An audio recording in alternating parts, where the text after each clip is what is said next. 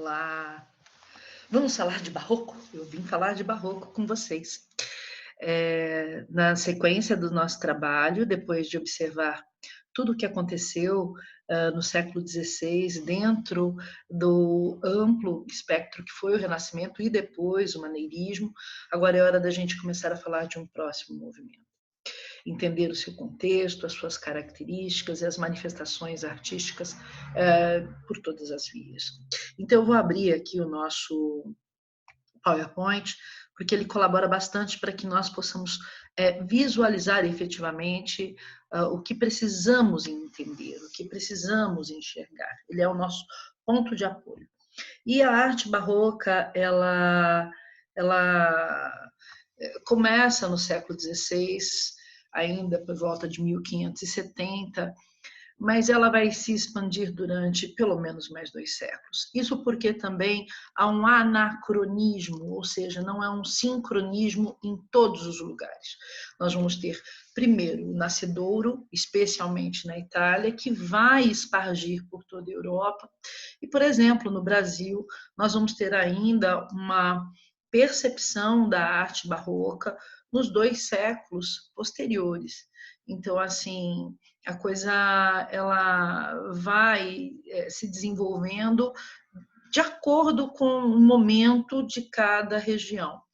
Para falar de arte barroca, é inevitável vocês se lembrarem que surgiu na Itália por conta de uma série de circunstâncias que tiveram ali já a estrutura dentro do Renascimento.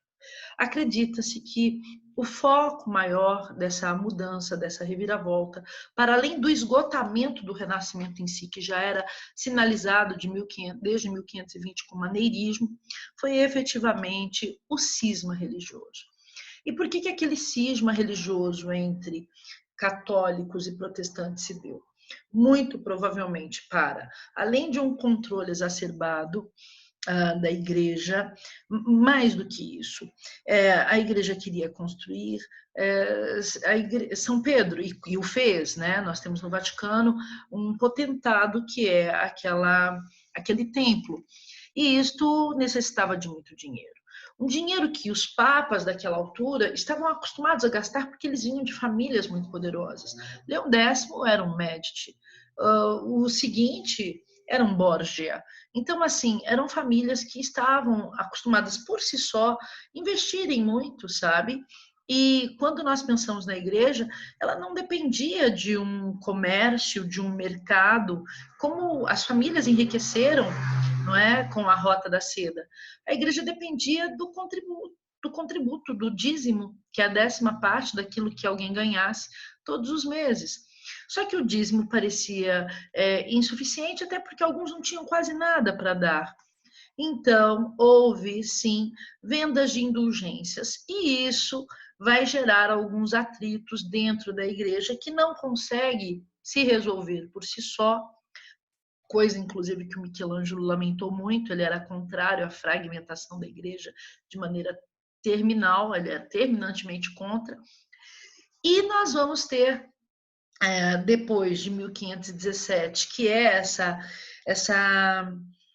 visão de Roma por Lutero e a sua insatisfação, algo que vai levar a um concílio na cidade de Trento, na Itália, o Concílio de Trento, e aí começa uma ordem, né, da Contra-Reforma, ou seja, eles iam agir contra a reforma luterana. É fato que não foi só Lutero que vai romper com a igreja, a gente também tem a história de Calvino, né? Quando nós temos a paixão por Ana Bolena, uma história interessantíssima, mas aqui agora o que interessa é entender quais foram os métodos, quais foram os mecanismos da igreja de crescer e não perder esses fiéis. Uma das circunstâncias foi investir na Companhia de Jesus. Essa Companhia de Jesus, que tem, aliás, uma história belíssima, belíssima, porque nós vamos ter homens que vão abdicar de tudo que tem em nome de uma fé e que vão sair evangelizando e que vão... Nossa, são histórias incríveis. Nós vamos ter a Companhia de Jesus e também vamos ter histórias tristíssimas, como a instituição do Tribunal Inquisitorial e o índice dos livros proibidos. Eu, por exemplo, gosto muito de Os Lusíadas e o Canto Décimo, ele foi condenado pela Inquisição. Gosto muito de Elogio à Loucura de Erasmo de Roterdã e foi condenado no Concílio de Trento, no Index. Então, assim, são coisas que aconteceram. E o nome barroco, de onde vem? Né? Barroco significa... Aliás, o nome barroco não é um nome efetivamente de origem latina. Vem de um nome da Índia, Bravotia. Era uma ilha onde se tinha muitas pérolas. Só que é óbvio que a pérola natural ela tem um recurso finito, como tudo que é natural tem uma finitude, né? Porque são ciclos, começo, meio e fim. E depois que a pérola mais bonita foi toda ela explorada, aquela perfeita, ficaram muitas pérolas irregulares na Bravotia. E eles até arranjaram para fazer outros tipos de peça, porque elas também são bonitas, elas lembram um grão de arroz torcido. E a pérola da Bravotia ficou com o sotaque da Península Itálica como uma pérola barroca. Então, barroco é aquilo que é irregular. Alguns professores gostam de poetar, e que bom, porque fica bonito sobre isso, que a pérola é a ideia de algo muito belo, mas que é uma beleza interior dentro de uma ostra, dentro de uma concha muito rústica, muito tosca. Agora, quando a gente pensa nessa pérola irregular, como é que se projeta dentro das características no mundo das artes? É o exagero, é a exuberância, é a arbitrariedade. Tanto que essa extravagância vai romper com o equilíbrio clássico. Entretanto, o barroco, como movimento da era moderna, ainda está na linhagem clássica, que vai até o neoclassicismo.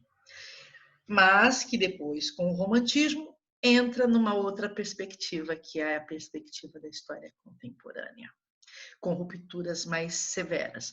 Então, olha, atenção, o barroco vai romper com o equilíbrio renascentista, mas também tem uma veia clássica. O barroco é mais emocional e, portanto, mais dionisíaco, evoé Baco, mas se ele não é apolíneo, como o Renascimento essa coisa do belo equilibrado, ele não deixa de ter também alguns princípios basilares que foram formados dentro das academias europeias, que tinham ainda alicerçado um cânon muito forte. Os cânones eram muito fortes. Então, nós teremos deformidades? Teremos. Nós teremos assimetrias?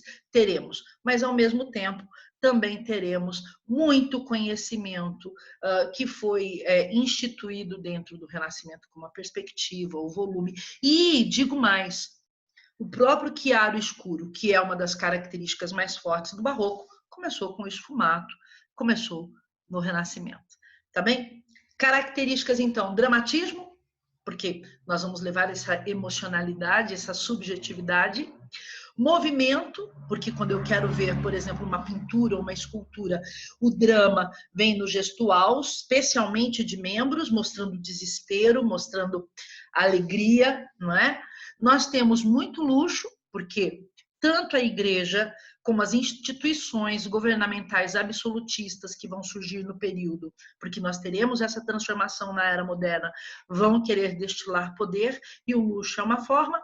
Teatralidade, exatamente para essas vivências monárquicas, muito dinamismo que vai, dentro dessa teatralidade, funcionar como um movimento na igreja, o contraste, que eu acabei de falar do chiaro escuro, e a predominância da emoção sobre a razão, que é o fato de ser uma vertente dionisíaca da cultura, e não uma vertente apolínea. Dionísio era o deus, era Baco, era o deus da bebida, e o deus que libera a emoção. Apolo é o deus do lavor, é o deus do trabalho e o deus do dia, da beleza. Agora, por onde nós vamos começar? Nós vamos começar pela arquitetura, porque o investimento maior foi, a prioristicamente, na edificação de templos por muitos lugares. Então, nós vamos ter ali a arquitetura encarada como uma escultura, efetivamente, com um papel muito importante para representar o potentado da igreja. Muito, muito, muito, muito, muito. É um conjunto riquíssimo em detalhes, porque a ostentação ela vai evocar a sobrecarga de informações, e nós vamos olhar essa riqueza de detalhes já. Também é importante que vocês assimilem aí algumas das características. Vai haver a permanência da cúpula, que veio com o Brunelleschi no Renascimento. Também vai haver a permanência de elementos greco-romanos, como as colunas, os frontões. É verdade que eles vão preferir o frontão triangular e o semicircular mais rotos, quer dizer, interrompidos. Teremos ainda muitos arcos, muitos pilares, e aí a gente vai ver uma rica ornamentação interna, tá bem? Então vamos lembrar o que é a cúpula. Olha, você está vendo uma cúpula barroca belíssima. Isso daqui é de uma igreja em Praga, só para vocês terem uma noção como nós vamos encontrar o barroco em muitas cidades. A propósito, vocês estão vendo a torre? Ela permanece. Haverá a torre sineira e muitas vezes agora, quando as igrejas são muito ricas, vão surgir os relógios. Sim, a torre sineira, que controlava bem as horas, também vai ter a demonstração dos relógios. Arcos, balaustradas e cordões. Veja esse arco que vai abrir para essa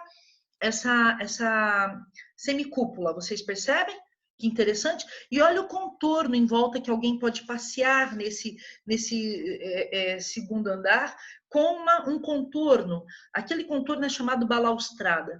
Eu vou ver se funciona aqui, né? Olha, vocês estão vendo na parte negra onde não há figura a seta do mouse. Ela vai entrar aqui, ó, e aí agora vai contornar com vocês. Isso são balaústres, também é chamado por alguns como baluartes. Onde nós vamos ter os cordões salomônicos? Ó, eu vou voltar para a parte enegrecida para você ter a referência do mouse. E você vai vir comigo para o quadrante inferior esquerdo. Encontrou aqui, olha, uma coluna em mármore toda retorcida? Isto é um cordão salomônico. Acreditava-se que a decoração do segundo templo de Salomão, que foi destruído, tivesse efetivamente esses arranjos todos torcidos. É um trabalho absurdo. Funciona bem com torno, mas no mármore, gente, isso tem que ser, imagina o desenho para isso acontecer, né? Também vão levar muito ouro para a pompa e a circunstância do rito litúrgico. E onde eles vão levar esse ouro? Olha, nas madeiras e nas pedras é possível fazer forração, especialmente na madeira. Esse douramento é feito com clara de ouro e clara de ovo, que é uma cola natural, ou às vezes goma arábica, depende do lugar, e a forração com folhas de ouro. É chamado douramento, e vocês veem aqui que requinte. A propósito, vocês estão aí olhando essas colunas greco-romanas, mas os capitéis são muito mais elaborados do que efetivamente eram, ou os jônicos ou os coríntios. Vocês estão vendo que eles recriam tudo isso com muitos valores agregados. Eles gostam bastante de desenhar assim alguns grolesques, algumas línguas de fogo. Isso é muito comum. Também muitos raios mostrando como se viesse uma luz celestial. Olha, você pode ver na pequena abertura, né, que alguns chamam de Gloriam Dei, a glória de Deus, porque lembra o olho de Deus que repousa sobre tudo. E aqui um púlpito para vocês olharem quantas esculturas de anjos, de padres, né, da ideia da santificação, porque aqui tem uma escultura que eu gostaria que vocês vissem de padre, aqui nesse canto em pedra. Aonde é que está? No quadrante inferior direito, por gentileza. Vocês vão ver ali. Então, assim, muitas esculturas homenageando essas pessoas que eram partícipes da igreja. Gosto especialmente do anjo barroco. Venha comigo aqui na altura. Eles eram chamados de putos. Puto. Italiano, putti, puto no singular, putti no plural. São os anjinhos barrocos que normalmente parecem uns bebês muito lindos, assim. Acho que eles inspiraram bastante nos anjinhos de Rafael, tá? Os cabelinhos cacheados, são os querubinzinhos, e a gente não sabe se eles são... tem gente que pensa que é cupido, né? Não, é anjo, tá? São os querubins. E a gente não sabe, parece que eles são anjinhos arteiros. É uma dualidadezinha que já vai destilar nesse movimento, que a gente vai falar sobre ela. E depois nós temos aqui efetivamente o afresco. O afresco ele vai ter uma permanência na arte clássica muito importante. Só que agora eu quero que vocês observem. A pintura arquitetônica cresce muito. O que é uma pintura arquitetônica? Quando eu quero efetivamente dar a sensação, uma ilusão de ótica de que eu tenho ali um elemento arquitetônico que efetivamente eu não tenho. Então, mais arcos, mais colunas efetivamente pintados. Olha que coisa interessante. É como se eu tivesse um outro piso para além do que sustenta esse nosso arco. Né? Então, são pinturas arquitetônicas. Eles fazem portas falsas, escadarias falsas. É incrível. Eu, passeando por Mafra, né, o convento de Mafra, em Portugal, eu quase arrebentei os óculos, porque havia no fundo da sala 2 portas. Uma era de verdade, outra era pintura. Vocês sabem, enxergo mal, fui pó. Quase que fico sem os óculos, já não me vejo mais nada dentro do convento. Eles são muito bons no que fazem. E agora, nós vamos olhar aqui em Roma uma igreja que talvez tenha sido a primeira em destilar isto com muita preemência, que é a igreja de Jesus, que foi feita por Giacomo della Porta. Olha que interessante, você olha, essa estava precisando de um trato, né? Tá sujinha. Você olha essa pedraria toda, é tudo em mármore, é uma homenagem muito interessante a Santo Inácio. Santo Inácio tem uma história linda, saiu da cidade espanhola de Loyola, querendo pregar, querendo ajudar quem era peregrino, queria muito ir para Jerusalém, aí ele recebe uma notícia do Papa que ele tem que trabalhar por ali mesmo, vai para a França. Gente, vocês não têm noção. Em pouquíssimos anos ele tinha assim, mais de 30 escolas da Companhia de Jesus e mais de 11 mil rapazes que viveriam assim com votos de pobreza extremo só para poder levar o nome de Deus. Era muito, eu acho muito bonito o rito devocional. Independente da fé, eu inclusive nem sigo religiões, eu falo isso inclusive forçosamente para não pensar que estou puxando sardinha para um lado ou para o outro, minimamente. E aí nós temos aqui, eu acho bonito a fé. A fé é muito bonita. Quem tem um sonho, quem tem um ideal, é muito bonito. E aí você tem aqui, olha, essas semicolunas, os frontões, um dentro do outro, triangular dentro do semicircular. Você tem o arco. A iluminação é parca, é pequena, porque vai aumentar aquela dramaticidade dentro do espaço religioso. O espaço religioso vai ser um espaço cênico que mete impressão. Queria que vocês vissem aqui algo que também é uma marca maior e que vem bem de levinho para o Brasil em alguns lugares, que é efetivamente a voluta. Vocês veem aqui, olha, essa voluta, o que ela sinaliza? Ela não te lembra sigma, começo, meio e fim? Lembra sigma. É muito isto. Lembra o símbolo do infinito? Percebe? São, assim, alguns desenhos que têm um apelo e lembra também os cornos, as volutas, lá das composições greco-romanas. Olha, queria que vocês vissem também Santa Susana. Tentei entrar nessa igreja mais de uma vez. Vive fechada. Muito difícil. Olha que lindo essa edificação, porque vocês vão ver que vai voltar a ter aqui, como em outros períodos, esculturas na igreja, não é? Então ela vira efetivamente uma narrativa. E de perto, algo que eu gosto bastante é o detalhamento da concha.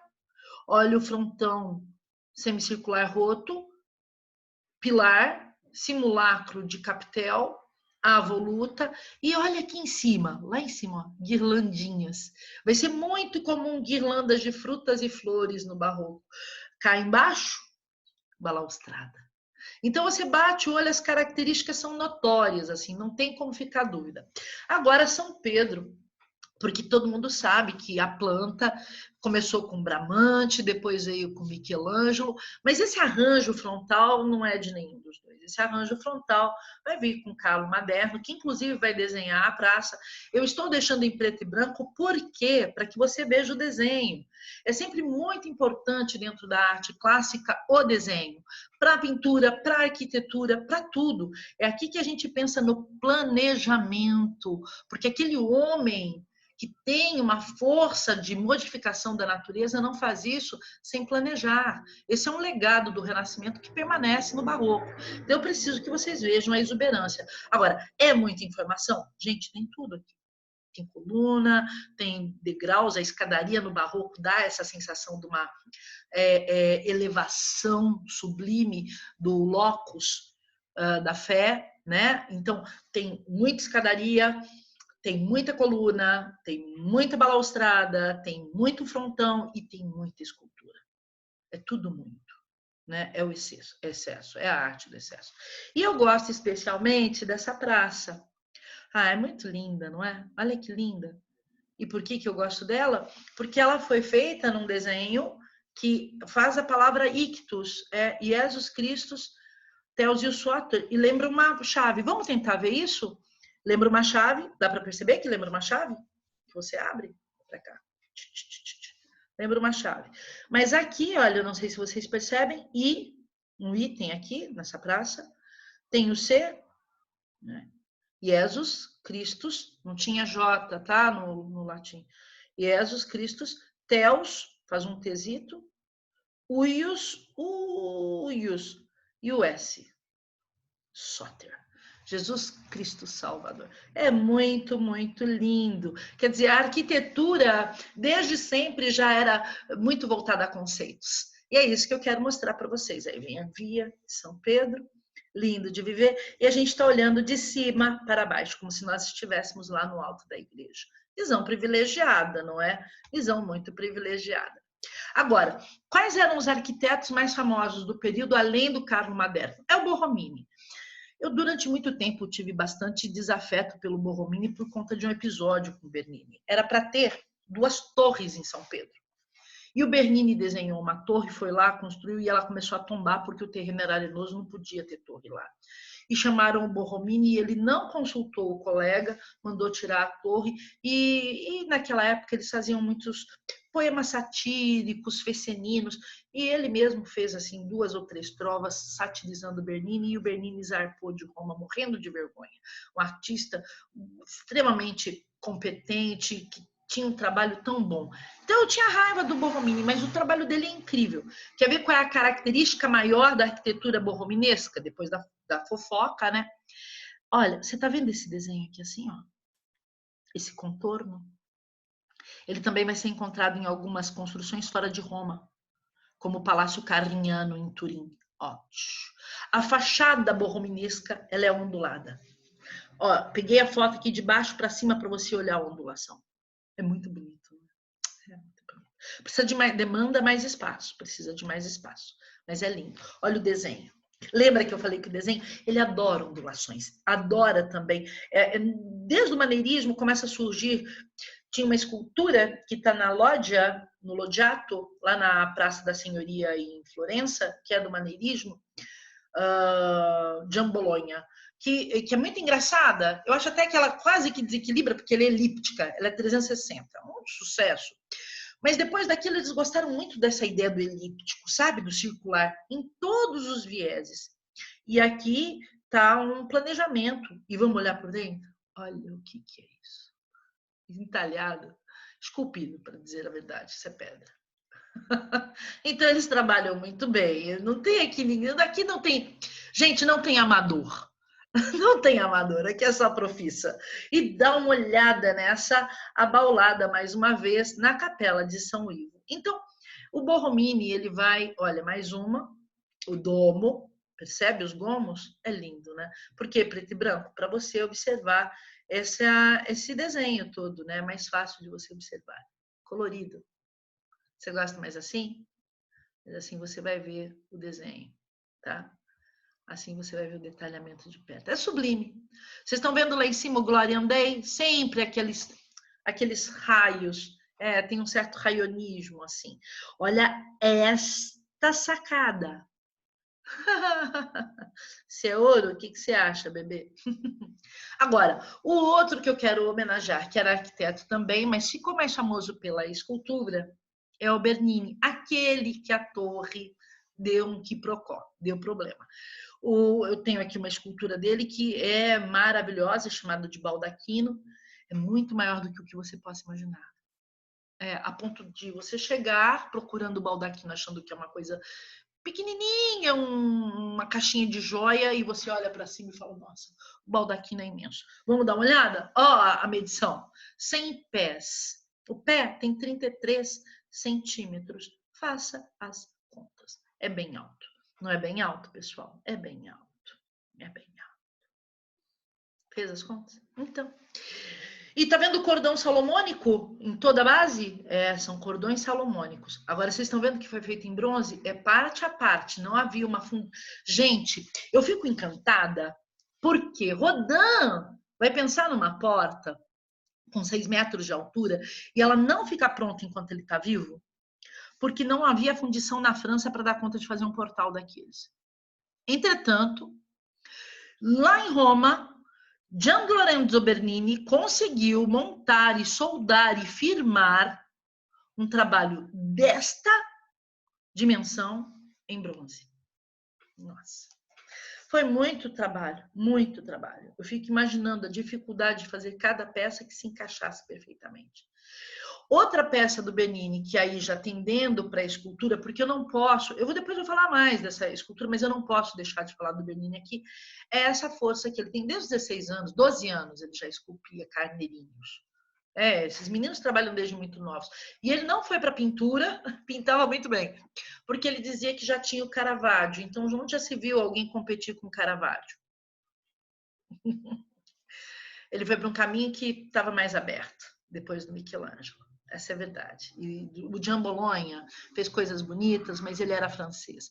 E nessa época havia um bairrismo muito grande na Europa. Ele vive na Itália, apaixonado pela Itália, mas não era um italiano, percebe? Não era alguém dali. E eles tinham muito dessa ideia do local, do sanguíneo, sabe? Tinha bairrismo. Mas o Bernini tem uma característica interessante. Além de conseguir fazer muitos movimentos assimétricos, quando ele esculpe e toca uma mão na outra, ou uma parte do corpo na outra, você tem a sensação de ser carne. E isso, os outros tentam falar que também, mas como Bernini, ninguém. Também ninguém, virou rima e verdade, tá bem? Olha esse Davi. Eu gosto dele porque, aliás, eu gosto mais dessa expressão até do que do equilíbrio do Michelangelo. Michelangelo, que me perdoe, eu amo de paixão. Mas porque na vida tudo é mais ou menos assim, né? Você nunca sabe se vai dar certo. Aqui o menino ainda não tinha lançado a funda. Na realidade, um rapagote. Aliás, um osso. Ele ainda não tinha lançado a pedra com a funda, ele não sabia se ia dar certo. E esse desespero me importa. Aqui, mármore limpo, para vocês saberem o que é o restauro de uma peça. É muito bonito ver uma peça restaurada, né? O mármore Pio Bianco, muito lindo. É assim, Carrara, viu, pessoal? Isso é mármore Carrara. Lindo, né? Ele primindo os lábios. Ai, que força! Que força! Lindo! Olha isto! E tá em pé, equilibra! Olha isto, olha o vigor, olha o estudo anatômico. É muita coisa, né, queridos? É muita coisa. Outra muito linda, gente, olha isto. É Hades segurando Perséfone. Ele tem um toque, é um dos toques mais famosos de toda escultura mundial. Tem até alguns quadros que pegam só o toque dele nas nádegas dela. Ele queria levá-la para o inferno com ele. Ele é filha, ele é uma semente, ela é filha da deusa Ceres, que é o cereal, e ele queria levá-la para o inferno. Ele vai conseguir. Inclusive, o ciclo da semente é uma estação debaixo do solo, uma estação nascendo, uma estação florindo, uma estação dando fruto e depois voltando para debaixo do solo, porque ela vai chorar muito no inferno, vai falar, não quero ficar aqui debaixo da terra, e aí ele concede que ela cresça para encontrar com a mãe, e a mãe é o fruto nela. Então é muito bonito, esses mitos todos são muito bonitos, e essa formação você vai ver o drama, porque ela foge. Bernini é expert em fazer mulheres flutuando, fugindo desesperadamente do toque masculino. Mais uma, pesquisa depois, Apolo capturando Daphne. Não quero, ela vai virar um loureiro, uma planta. Imagina, para fugir. E aqui eu acho que é o creme do Bernini. Inclusive, quando ele volta para Roma, ele volta para fazer Santa Maria della Vittoria, que é uma igreja. Imagina, ele ficou quanto tempo escolhendo mármore, tá? É dito que ele gastou anos escolhendo essa combinação de mármore indo buscar fora. Porque a família Cornaro tinha pouco dinheiro para fazer uma igreja. Aí fez isso, imagina se fosse rica. Então, assim, não tinha tanto dinheiro como as demais para fazer uma igreja, mas queria uma igreja. E aí falou, vamos convidar alguém que talvez não cobre muito caro. E o Bernini estava tão constrangido que realmente fazia preços módicos e estava sobrevivendo de fazer muito busto, muito retrato, e em mármore. E aí chamaram o Bernini e ele queria mostrar para que ele nasceu. E ele vai fazer Santa Maria della Vittoria maravilhosamente bem. É uma igreja suntuosíssima. Gente, onde ele podia caprichar em termos... Porque assim, né? Quando a gente pensa em algo muito bem feito, você tem duas estratégias. Ou gastar muito ou aproveitar tudo que tem com um trabalho finíssimo, né? Não é assim? Veja lá, você vai num restaurante muito chique, vai comer ovo, eles vão te servir ovo. Tem uma gourmetização da vida que eu não sou muito fã, mas vamos a isso. Eles vão gourmetizar aqui é luxo. Você vai comer ovo Benedictine. É ovo, mas é Benedictine. Agora, esses mármores aqui, onde ele foi buscar aí, que são muito diferentões, são mesmo. E ele vai fazer aí uma combinação de claro e escuro, vocês percebem? A escultura mais famosa é essa que está ao centro e que todo mundo fica olhando assim, abespinhado, porque ele vai destilar, aproximei, porque eu acho que você tem que ver esse Gloria Dei, você tem que ver essa escultura. Tá lá, gente, é um sonho. Vocês não têm noção, é chorar por mais. Esses homens todos ficam olhando assim, assustadérrimos, são homens da família Cornaro e do clero. Então, o que eles veem, né?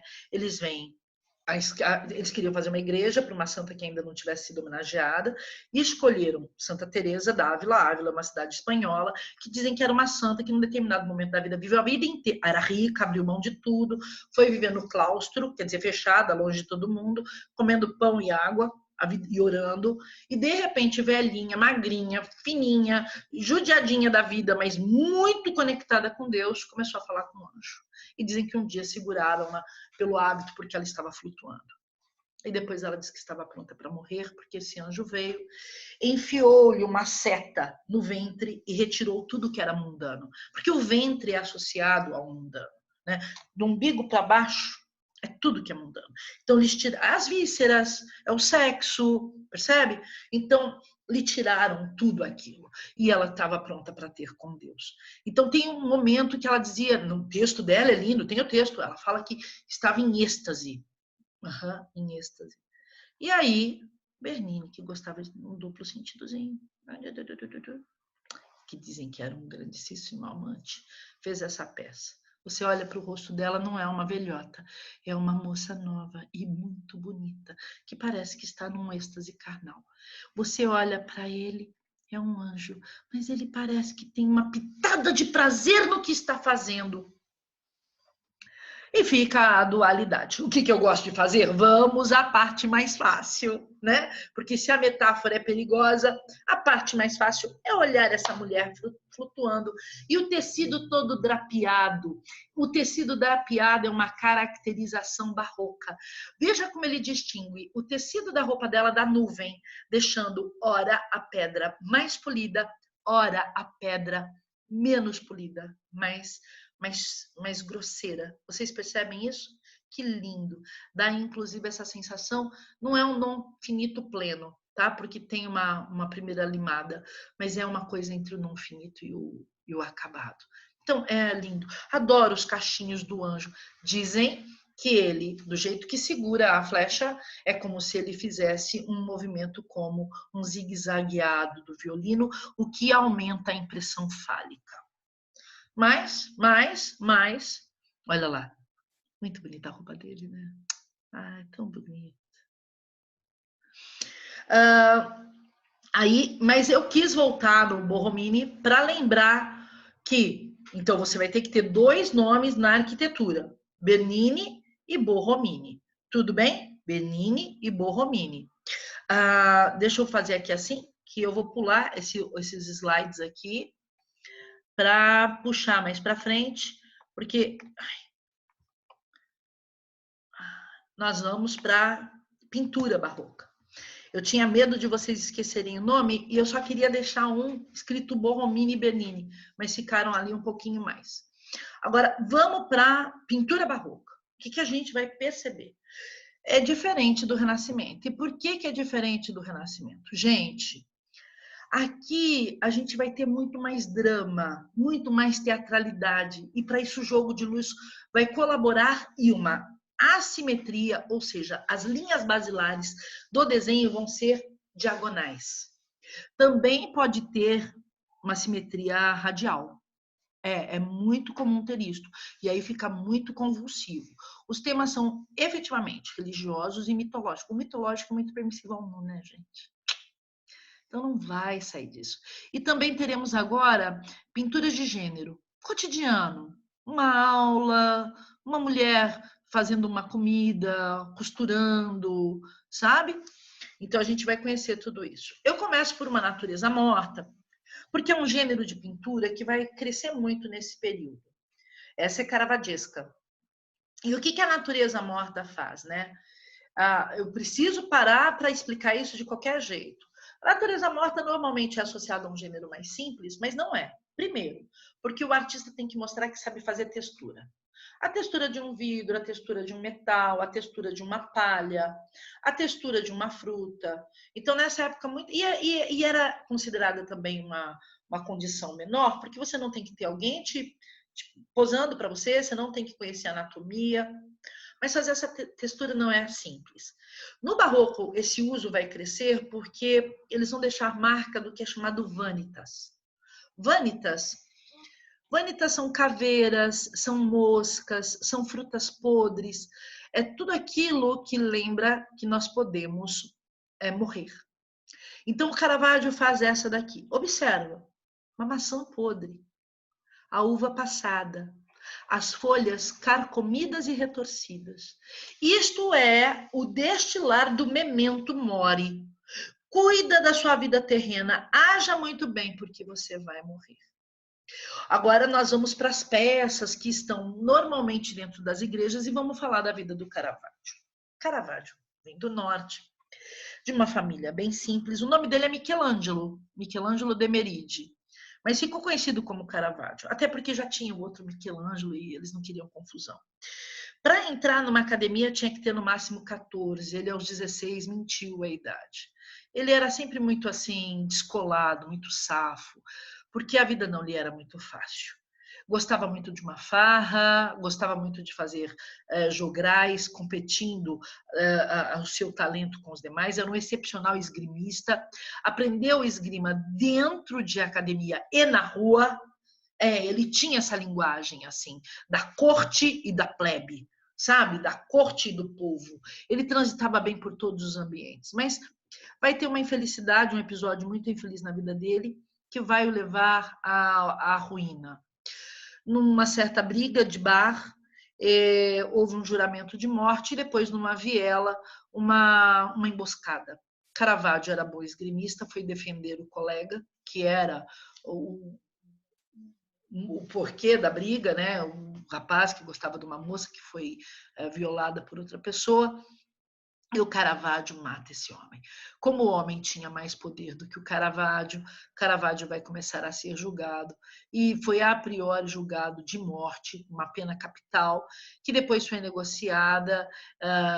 Ele foge, ele vai para Malta, ele vai rodar, ele vai primeiro para Nápoles, depois ele vai para Malta, mais ao sul, que eram reinos diferentes do de Roma, até que ele vai negociar a sua liberdade com Médici, mas quando ele vai subir já estava muito doente mesmo, e enfim, não tem jeito, ele morre no meio do caminho. Acredita-se que morre sozinho, porque ele foi preso no meio do caminho voltando e ficou numa prisão. Quando souberam que ele devia ser livre, mandaram-no com pescadores. Ele, com problemas broncorrespiratórios e febres terçãs terríveis, foi abandonado numa praia, saiu correndo, contornando, tentando achar a embarcação dele, porque era onde estavam todas as obras que deviam ser entregues para o Médici em troca da sua absolvição. Ele se perde no meio do caminho e acreditam que ele morreu no mosteiro. Até hoje pesquisam quem ficou com os restos mortais, se há resto mortal. Isso dá muito o que falar e a mídia adora, porque o mercado das artes ele é feito muito disso. O que nós precisamos saber? Esse potentado, muita gente na altura nem sempre gostava da obra dele. Por quê? Dá uma olhada. Essa conversão de São Paulo é lindo, lindo, lindo. Me lembra uma pergunta fantástica da Bíblia que faz menção à história de São Paulo. Eu não sei se vocês sabem, São Paulo ele era contrário aos cristãos, ele perseguia cristãos. E um dia ele perseguia exatamente entre Damasco e Jerusalém. E um dia no caminho de Damasco ele tem uma visão absurda, uma luz absurda, e ele cai do cavalo. Essa é a cena, ele caindo do cavalo. Imagina que Caravaggio era tão ousado que pinta os quartos do cavalo para nossa cara num tamanho épico, né? Percebe? E São Paulo cego, olha o desespero, os braços abertos, olha a dramaticidade, o cavalo para dar coice, o negócio estava que estava, né? E aí São Paulo tem uma revelação de Deus que fala com ele. E ele vai começar a defender o cristianismo. Então, é exatamente o momento da conversão. É o caminho para Damasco de São Paulo. Às vezes a pessoa fala, qual é o seu caminho para Damasco? Qual é o momento que você foi despertado para a fé? É muito bonita essa obra. A outra, olha só, o momento que retiram o Cristo da cruz. Para fazer o entobamento. Entombamento seria colocá-lo numa tumba, né? Para fazer o féretro. Muito bonito. Agora, vocês percebem como está desconfortável esse rapaz que segura as pernas do Cristo? O braço do Cristo cai, né? Nós temos Maria pranteando, com os braços abertos, que você vê por detrás daquele homem de verde. Você vê mais para trás uma de braços abertos, provavelmente Madalena, escandalizando. Então, assim, tem toda uma dramaticidade. Eu gosto também desse daqui, olha. O que vai acontecer com esse homem? Vai ser crucificado, perna para baixo, né? São Pedro. Então, há alguns que são assim muito marcantes. Outra figura marcante, vocês estão percebendo a luz diagonal, vocês estão percebendo o chiaro escuro, mas o mais interessante, ele vai mexer com as pessoas locais. Olha as roupas. Essas roupas não são da época de Cristo. Aqui Cristo chega num ambiente que é uma taberna, um botequim, e aponta: você, Mateus, eu estou chamando você. Durante muito tempo não sabiam quem era o São Mateus, queriam acreditar que era a criança que está de cabeça baixa, olhando alguma coisa na mesa, mas não. A mão que está bem ao centro aqui, ó, aponta para si mesmo. Sou eu, esse homem velho que vive na taberna, que bebe e joga, sou eu que fui escolhido. Então, muitas pessoas achavam interessante, muitos clérigos, porque ele falava sobre fé e conversão com o homem mais rude, com o homem mais simples da sociedade. Essa daqui é incrível. Davi vitorioso sobre Golias.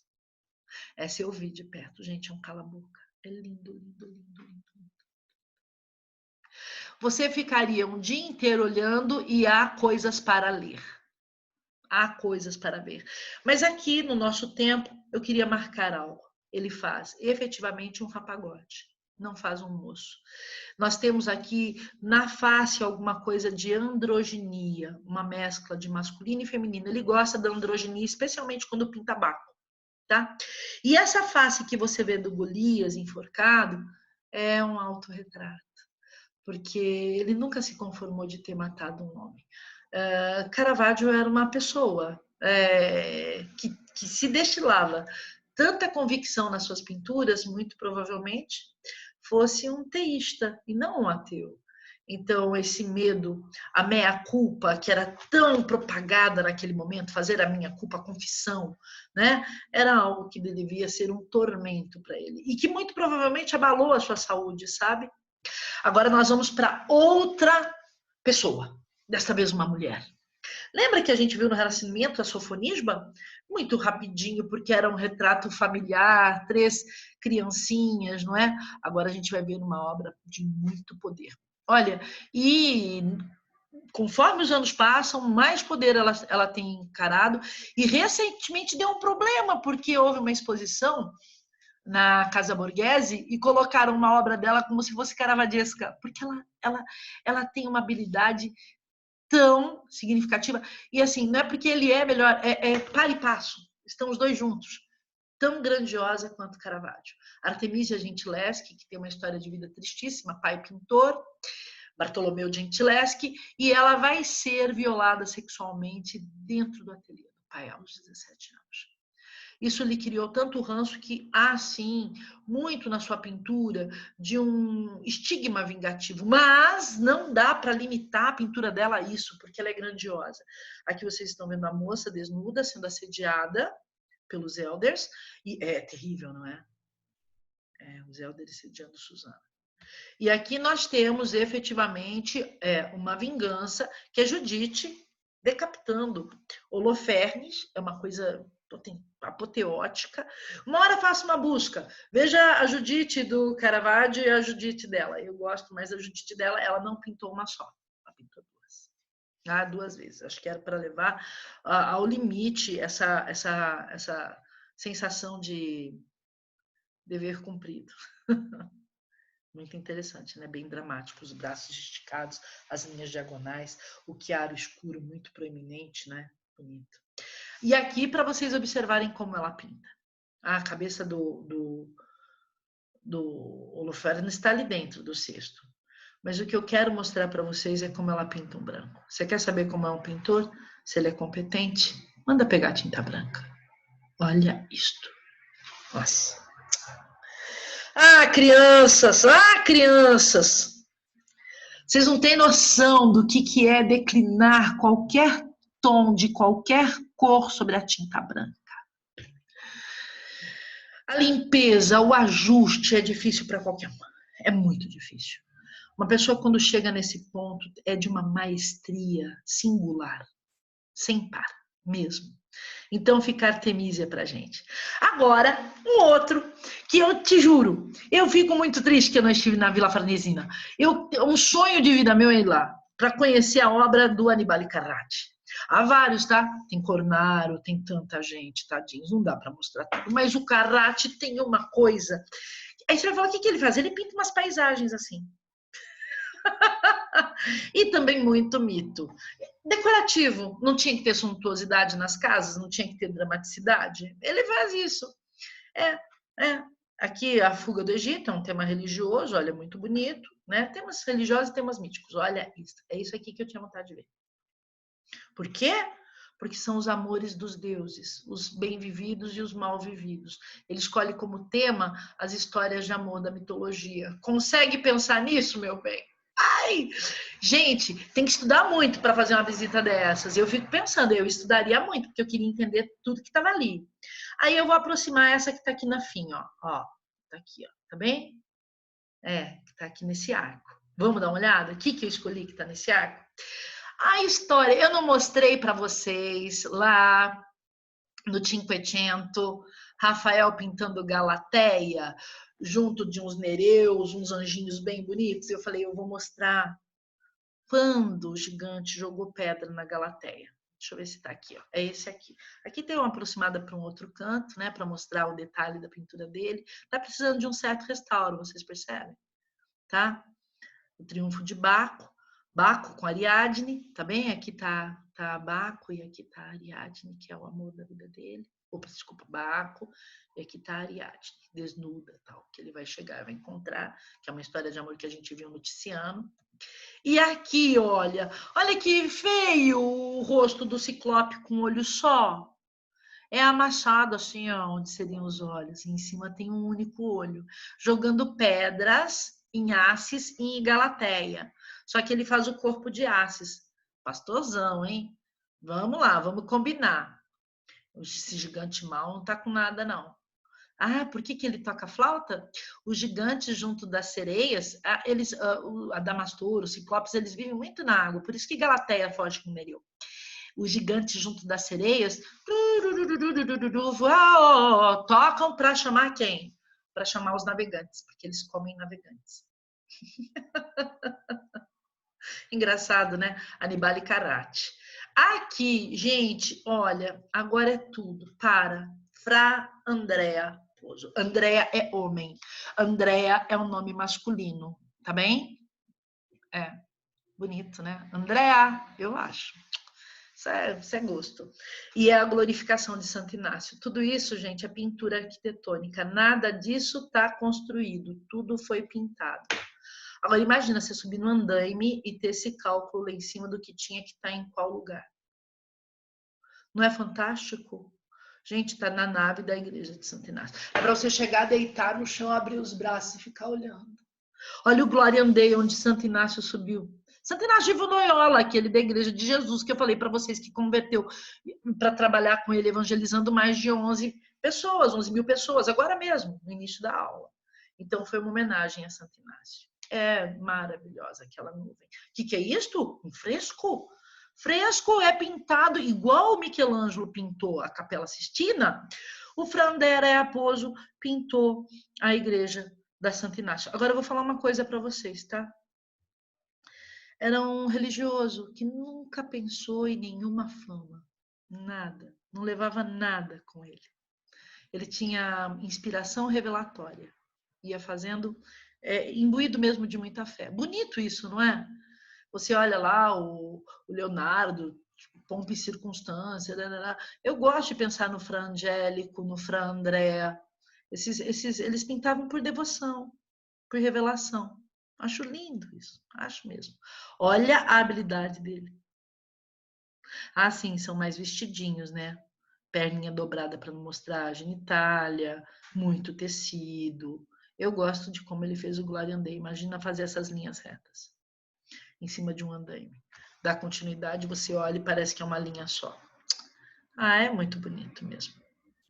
E fora da Península Itálica? Como é que vai ser o barroco e o que a gente vai ter para ver?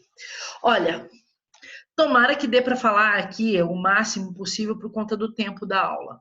Se chegar no limite do que o Zoom me permite, é o que eu vou deixar para vocês. Mas eu quero falar primeiro dos países nórdicos e começar por Rembrandt, porque o Rembrandt é fantástico mesmo. Ele vai ser um pintor que vai ser o pintor da penumbra. Tudo que ele vai fazer dá a sensação que está à luz de velas. Ele gosta muito disso. E eu quero mostrar para vocês um autorretrato dele velho. Ele fez muitos autorretratos. Por que esse autorretrato é tão famoso? Vocês estão vendo aqueles círculos ali? Ele faz um acabamento grosseiro no fundo, percebem? Uma pincelada grosseira e irregular. Mas no final da vida ele já estava pintando mais solto, como quem diz, não tem que provar nada para ninguém. Isso é uma característica barroca de Rembrandt. Um pintor da penumbra que vai ter muita liberdade diante dos cânones. E isso vem com esse fundo, com essa pincelada mais nervosa, percebe? Essa carga de subjetividade importante. O círculo só significa uma coisa: eu dou conta de fazer um círculo perfeito, eu tenho a técnica, e agora, na hora que eu estou rompendo com ela, é efetivamente um gosto. Não é um ingênuo. Percebe? Isso é muita força. Um artista que fala, eu promovo uma ruptura no estado de coisas. Rembrandt faz isso. Agora, normalmente ele é lembrado por outras obras. É lembrado pelo filho pródigo, uma história lindíssima da Bíblia, que o filho volta para a casa do pai depois de ter pedido a antecipação da herança e ter gastado tudo na boa vida. E o pai o acolhe, e é lindo, porque o pai põe a mão nas costas dele como quem dá um novo fôlego de vida, põe sobre os pulmões. O menino está com um sapato caído, significa a morte moral. A mãe olha o fundo, olha essa ideia de pintar a penumbra. A mãe aqui ao fundo. Algumas testemunhas, o irmão que não aceita, o irmão que ficou com o pai cruzando as mãos. Percebe? Nós estamos aqui, gente, no século XVII. Vocês estão vendo isso? A datação. E eu acho que o creme do creme, que todo aluno adora ver, porque dentro do barroco, essa linha assim dada à ciência, essa valorização da ciência vem com uma sociedade nórdica burguesa, que estava ganhando muito com cana-de-açúcar, especialmente no Brasil, com Maurício de Nassau. E depois roubando semente de tulipa da Turquia, que ninguém conta, né? E viajava muito e tinha muito vínculo também com a corte espanhola, que estava cheio da La Plata. Então tem toda aí uma conjuntura financeira bacana. Na Espanha, muito católica, porque Rembrandt esteve na Espanha. Nossa, o Felipe estava construindo o El Escorial, que vai ser um dos palácios mais sofisticados e mais ricos da Europa. Então, você vai ter o El Escorial e depois você vai ter na França, né, o Versailles. Então são duas construções assim apoteóticas de destilamento luxo. Mas voltando, quando a gente olha que efetivamente essa tela, vocês vão ver aquela burguesia que acredita na força do trabalho, no descobrimento, no estudo, que já dá sinal de vida nos idos de 1632. Também nós temos aqui, olha que lindo, olha que lindo, a companhia do capitão Koch.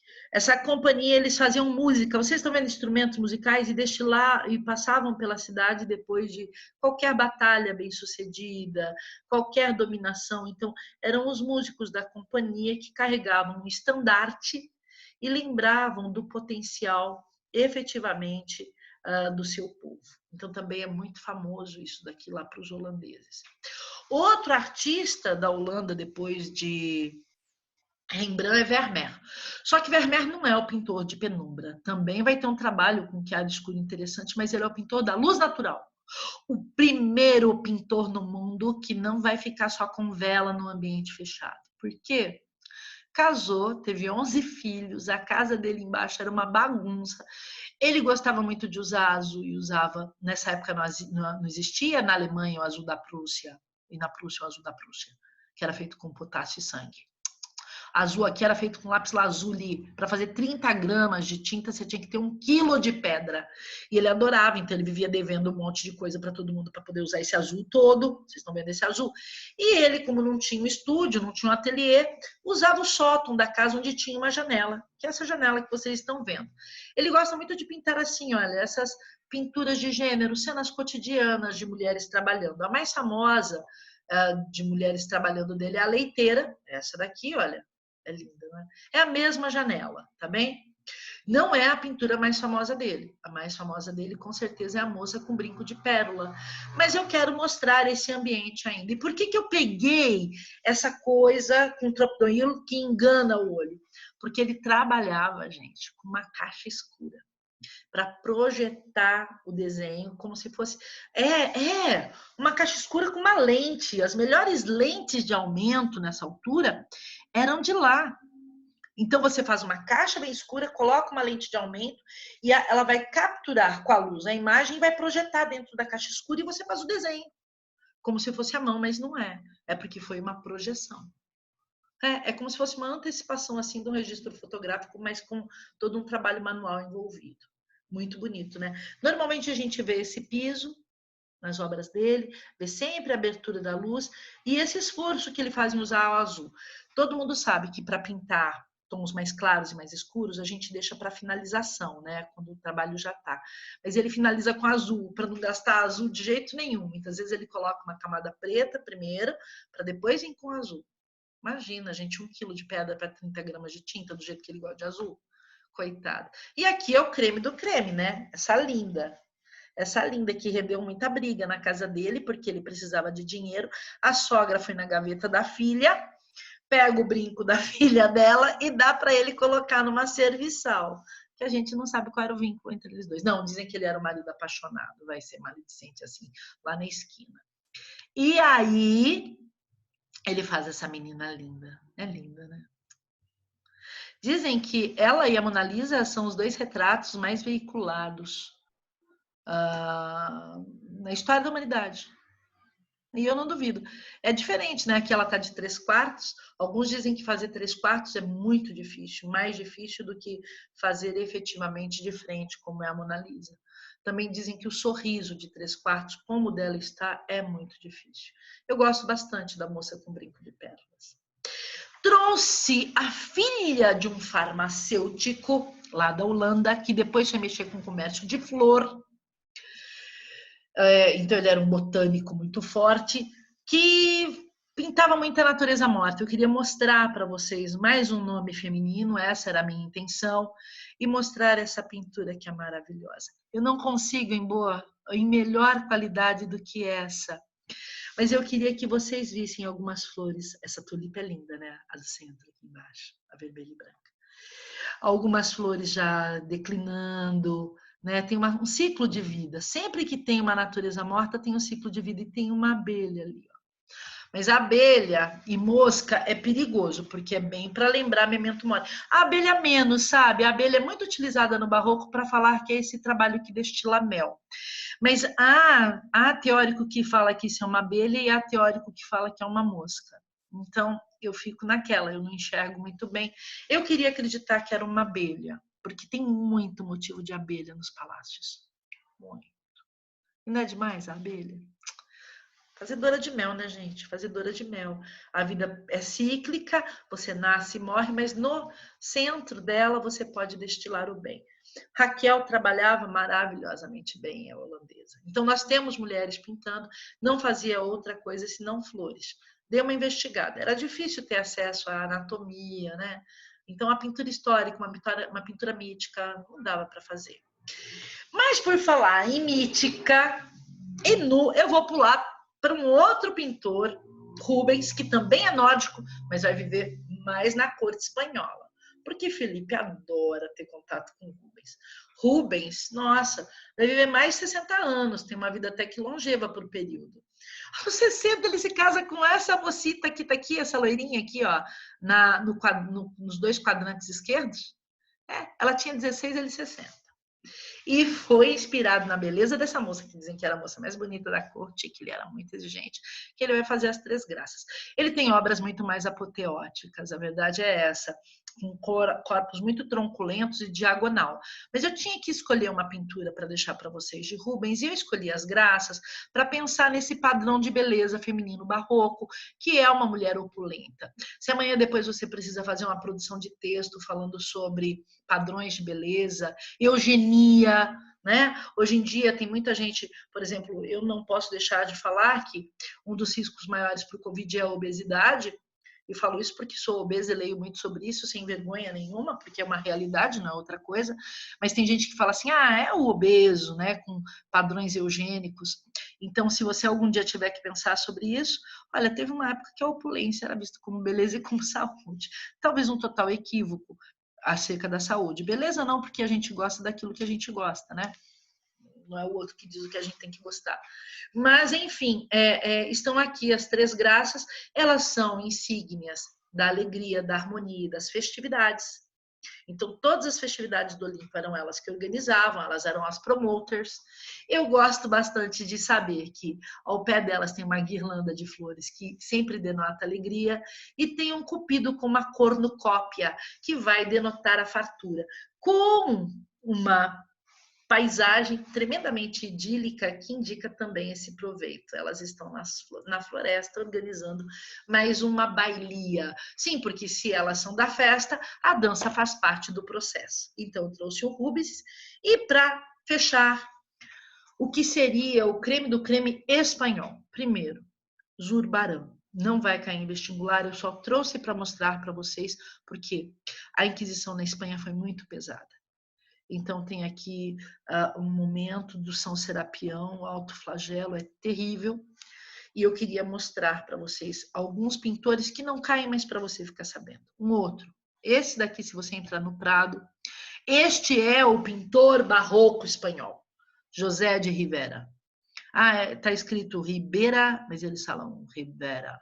Eles falam assim. E você está vendo aqui, ó, nada mais, nada menos do que São Felipe Bartolomeu sendo torturado. Então, sempre essa cobrança muito grande, que alguém morreu na cruz, que alguém sofreu para destilar o cristianismo. E o que o cristão faz em nome disso? Também foi lá na Espanha uma das maiores perseguições com os judeus, assim como em Portugal. A Península Ibérica, por volta de 1620, mandou muito judeu para tudo quanto é lado no mundo, gente. E ainda fez um batismo forçado. Então tem muito novo cristão dessa altura. Aqui no Brasil mesmo, muita família. Silva, Pereira, não, Pereira trabalhava com pera. Vamos a isso, é nome de árvore bíblica. Rosa, Junqueira, o junco, aparece em cenas bíblicas. Rosa, Junqueira, Carneiro, Leão, são efetivamente novos cristãos, desculpa, no Brasil. E o Ribeirão. E aí, aquele que não pode faltar, Velázquez, né? Só que o Velázquez, ele normalmente está muito mais associado à pintura da corte absolutista. Então eu trouxe para vocês As Meninas. É uma obra importante. É importante porque tem toda uma brincadeira cênica. Você tem um espelho no fundo do quarto. Você não sabe efetivamente se ele está pintando só a infanta ou se ele está pintando o rei e a rainha. E no fundo ele pinta todo mundo. Acredita-se que ele ia pintar a infanta e que o rei e a rainha estariam passando pela sala, é a primeira defesa, e por isso você tem aqui um concierge. Outros acreditam que ele estava pintando o rei e a rainha e a menina veio ver os pais, e por isso está aqui o concierge. Assim, nobres não abriam portas. Outra curiosidade é que as telas que estariam em cima, aqui está sem restauro, seriam de Rubens, e ele homenageou Rubens por isso, e ele vai fazer uma modificação na pintura com o tempo. Este é o Velázquez, né? Um pintor que faz assim, imagina ele ao lado da nobreza, o prestígio que ele tinha nessa corte. Ele pinta a cruz de Cristo, porque a cruz de Cristo efetivamente é uma ordem que o condecora e ele faz questão de pintar isso depois. Essa obra é imensa, é apoteótica. Eu tive chance de ver assim, muito pertinho. As pessoas ficam muito distantes, mas eu fui bem pertinho, com lupa e tudo, vi a pincelada. Ela é fantástica. E uma das obras dele, não é a que eu mais gosto, mas eu achava que tinha que estar na aula para descontrair. A que eu mais gosto são as fiandeiras. As fiandeiras são mulheres fiando, fazendo fio, seda, tapete. São Los Borrachos. É Baco com o povo espanhol bebendo um bom vinho, não é? Então, ele se divertindo muito. Eu gosto da cara de bêbado deste pobre senhor e Baco seduzindo junto de um fauno para que beba um pouco mais. Coitado dos borrachos. Então, é uma coisa bem divertida para saber que, apesar de todo o rigor espanhol, a mítica deixava transcender. E agora, passando, enfim, para finalizar tudo isso, para a França. E o que eu estou vendo em França com vocês? Imagina, Versailles. A construção.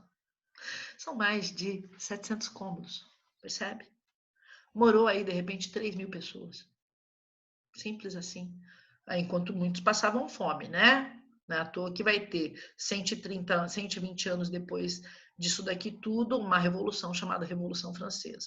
Os jardins são fantásticos, olha, todo o planejamento era um pouco distante da cidade, Versailles não é Paris, é distante, exatamente para o povo não ter acesso, tem uma avenidona larga, aliás, várias avenidas para ficar o povo bem distante, é a arquitetura trabalhando essas considerações do poder, olha que lindo tudo isso, maravilhosa, né? Apoteótico. Foi o que eu falei para vocês. E lá eu queria mostrar a pintura para fechar o nosso encontro do Rigaud, do Luís XIV, né? Porque daí nós vamos ter efetivamente essa ideia do direito divino que o homem encara e que se sente o suprassumo acima do bem e do mal. Ele inclusive ele era tão vaidoso que ele começou a instituir o salto alto e pediu para um bailarino posar porque as pernas dele eram tortas. Então essas pernas são de um bailarino, não é dele não. Todo mundo ficou sabendo, mas tudo bem. Não enganou muito. E a gente para por aqui com essa paisagem linda do barroco. Nosso próximo encontro, nós vamos ter barroco na América. Eu deixo um beijo e um queijo para vocês. Me desculpem delongado. Aqui tinha mais uma coisinha. A Galeria dos Cristais em Versailles, para quem for lá e tiver vontade de conhecer. É muito bonito, né? Olha a exuberância. Você tem escultura, espelho, cristal, afresco, tudo num lugar só. É muita dramaticidade. Eu me despeço de vocês, deixo um beijo e um queijo e espero que fiquem todos bem. Até o nosso próximo encontro. Tchau.